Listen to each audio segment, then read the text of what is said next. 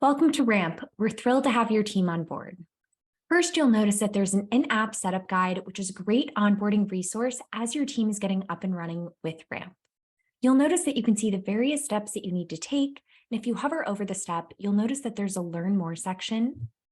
When you click into Learn More, you'll notice that a window opens on the right. This window will contain a short video with best practices embedded, and we'll also have some additional text below. Once you're ready to take that action in the product, you can get there easily by clicking Get Started. You can use this progress tracker up at the top to see how many steps you still have remaining to get to 100%. You can connect your bank account by clicking into Settings in the lower left-hand corner and clicking into Banking on the left-hand side. From here, you can see your monthly business limit. You can also see your auto pay source. So when we click into this dropdown, you'll notice that it will pull in bank accounts that you used to apply to Ramp. If you'd like to add any additional accounts, you can do so by clicking Connect New Bank Account at the bottom.